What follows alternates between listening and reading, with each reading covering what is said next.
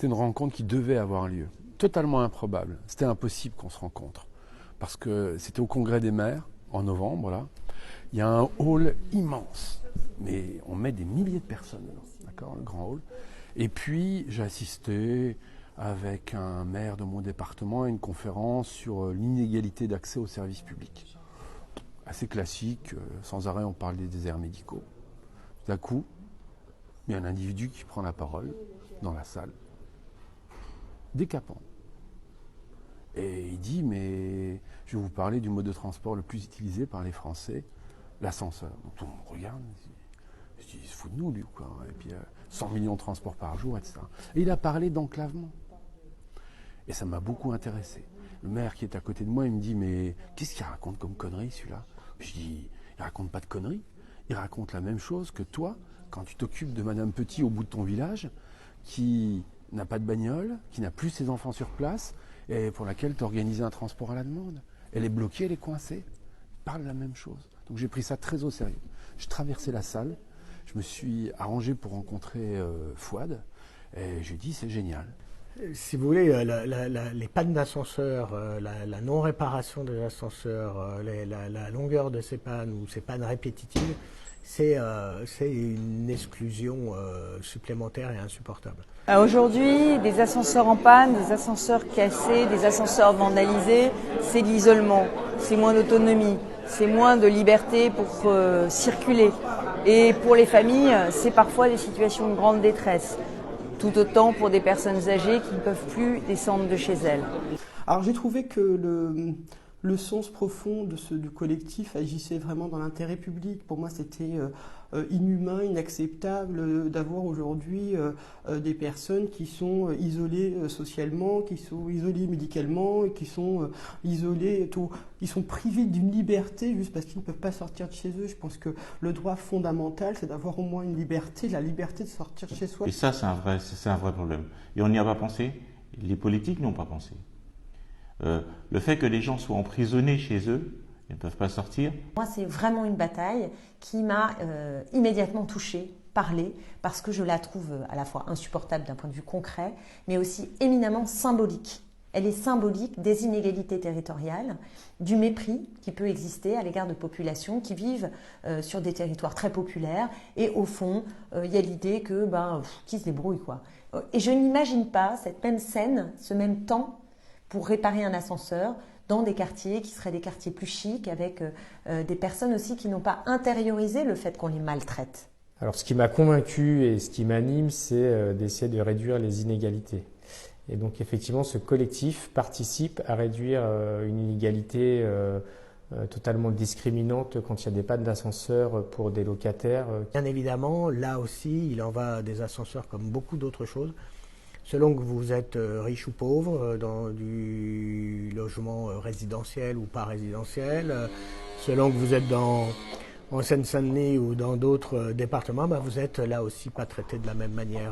C'est bien de faire de la Seine-Saint-Denis, par exemple, ou de l'Île-de-France le laboratoire, mais il y a en France un tas d'endroits qui sont concernés, pas seulement d'ailleurs des logements sociaux, il y a tout type d'immeubles, il y a des copros qui sont dans le même cas.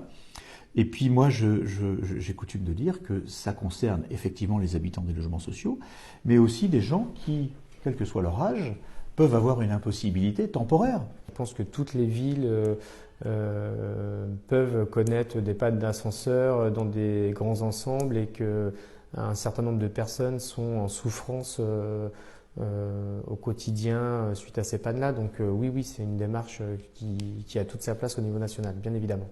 C'est un problème et un sujet national. Ces gens qui sont isolés, qui ne peuvent pas sortir, aller faire des courses ou autre, c'est un problème national. Donc la question est en train de venir. Nous, en Seine-Saint-Denis, on la connaît vraiment bien, mais je veux dire, c'est une affaire qui concerne les banlieues populaires partout en France en réalité. Aujourd'hui, alors effectivement, le collectif est plutôt présent dans 93. Moi, je suis élu local, une conseillère municipale de Sarcelles. Sarcelles, aujourd'hui, effectivement, des logements sociaux, mais c'est pas là où on a le plus de problèmes d'ascenseurs. C'est plutôt dans les grands ensembles et qui sont des grands ensembles de copropriétaires qui, aujourd'hui, n'ont pas les moyens de payer des réparations d'ascenseurs. Donc, comment est-ce qu'on peut accompagner les personnes ? comment est-ce qu'on peut trouver les moyens financiers de les accompagner. Alors, est-ce que ça doit passer par du législatif? En tout cas, c'est certain qu'une mobilisation des grands acteurs nationaux est indispensable. C'est un sujet économique, parce qu'aujourd'hui, on a une situation qui est beaucoup trop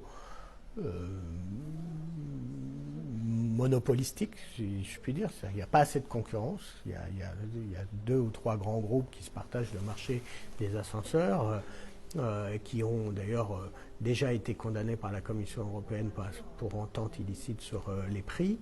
Donc cette absence de concurrence dans le milieu des ascensoristes fait que les prix sont très élevés et les prestations sont très variables et souvent médiocres. Et donc, et que par ailleurs, pour avoir les prix les plus bas, il y a beaucoup de pièces qui sont fabriquées à l'étranger, donc qui mettent beaucoup de temps à venir, qui expliquent parfois la longueur que prennent les réparations. Donc il y a à travers la question des ascenseurs, il y a un grand sujet national. Donc moi je pense qu'il faut porter ce débat au niveau national, effectivement, et que le meilleur véhicule pour le porter s'appelle Plus sans ascenseur. C'est l'évolution de la démarche du collectif Plus sans ascenseur qui nous a particulièrement intéressés, puisque c'est une évolution qui, après l'alerte, engage une démarche d'accompagnement positif vis-à-vis des populations les plus en difficulté dans nos quartiers, qui sont souvent assez isolés. D'abord, j'ai aimé l'énergie du collectif. Voilà, moi, j'aime bien quand il y a des citoyens qui viennent d'horizons politiques divers, parfois un peu situés, mais aussi un peu divers. Il faut être honnête. Moi, je ne suis pas du tout sectaire, donc je suis très ouverte dès lors qu'il y a une lutte concrète qui est à mener. Je la crois juste. Et je trouve que ce collectif, c'est une chance pour faire entendre la voix de celles et ceux qui subissent ces pannes à répétition et pour être un interlocuteur dans le débat public, pour faire bouger la loi et pour permettre qu'il y ait une prise de conscience. Et ça a déjà commencé à fonctionner. Je veux dire, on voit des papiers sortir, on voit des entretiens télévisés. C'est pas un sujet politique. Ça ne doit pas être un sujet politique. Quand un maire change un réverbère, il ne fait pas de la politique, il fait le bien de sa population. Là, vous êtes exactement dans ce schéma-là. Donc, indépendamment de la sensibilité politique, vous allez réussir à convaincre et on va vous aider à réussir à convaincre tous les camps politiques. C'est ce qui fera le succès de l'opération.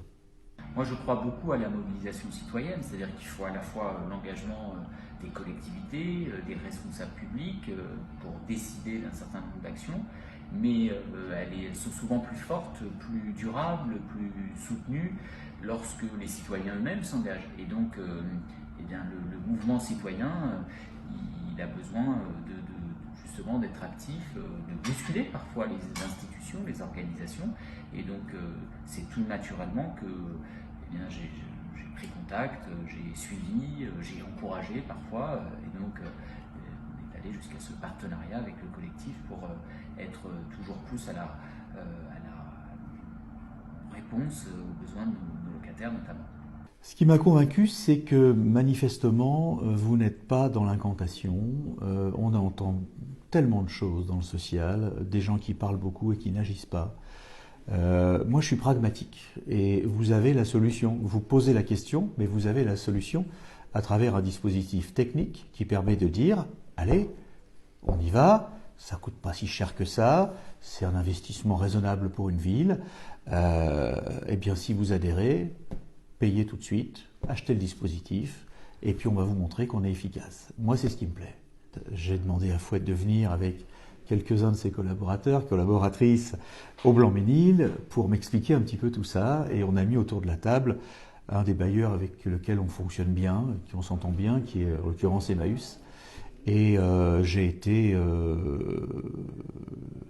convaincu tout de suite des bienfaits de la chose.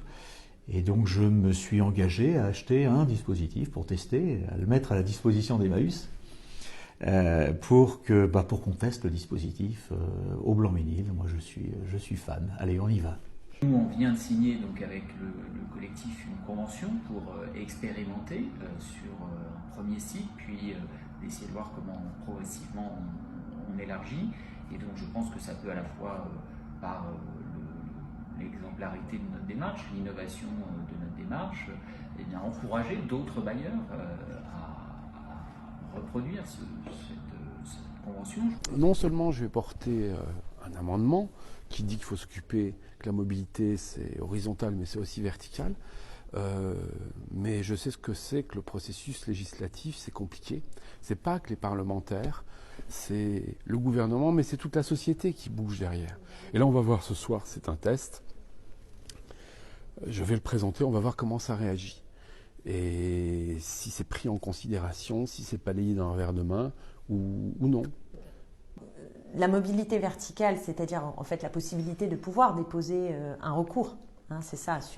C'est ce point-là que je voudrais voir travailler à l'Assemblée. Donc on n'a pas encore réussi à obtenir une mission.